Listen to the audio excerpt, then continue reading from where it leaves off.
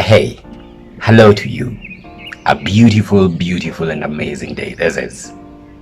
Now, allow me to ask, could I for a moment have made you think that you understood the person that I really was just by going through the little tales and stories that I have told over time?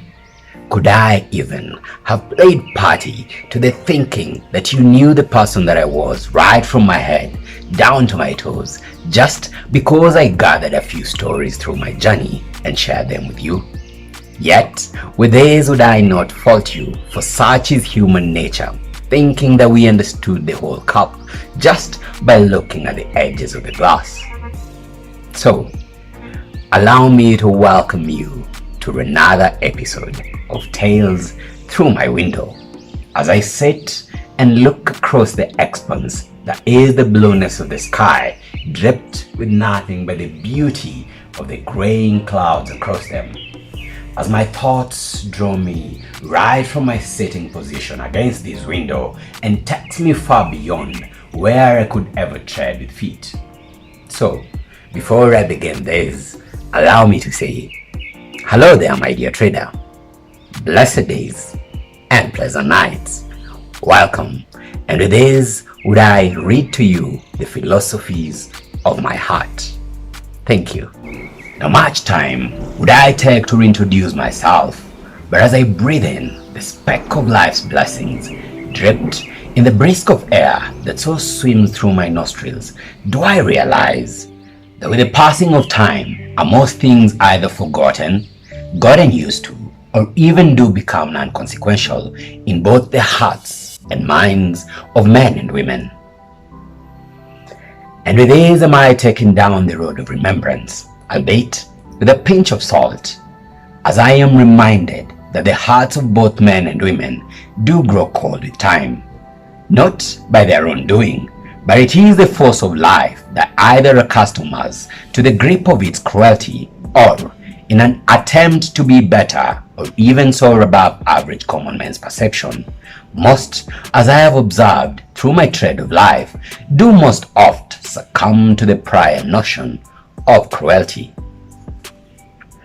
From these hands, and with the tread through this most unpredictable walk of life, have I purposed to do nothing other than live in the very present, a notion very strange unto many.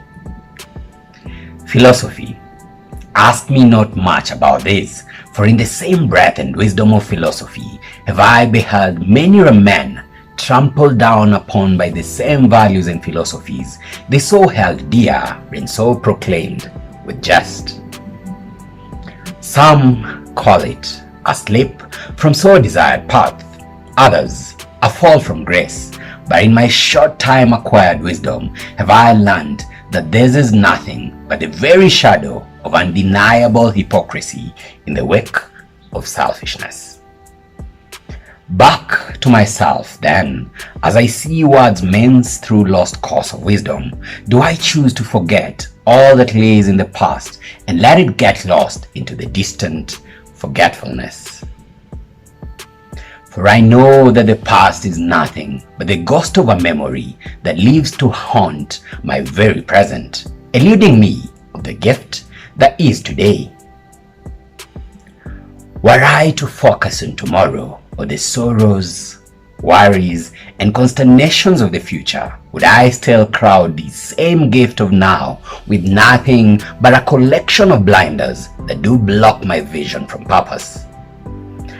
My conclusion to the matter and the wrap to the ruminations at hand is that men and women will always remain strange unless you choose to live your own life rid of them. Now, you will never please them, no matter the extent to which you give yourself. They will always find fault in your ways, even in those they initially loved and held so dear. Now, the future remains uncertain, and yet still the present remains a gift. Make the best of it. Now, until the next time we tread the streets of paper, stay safe and stay blessed. It's paper, the sketches of life. Thank you.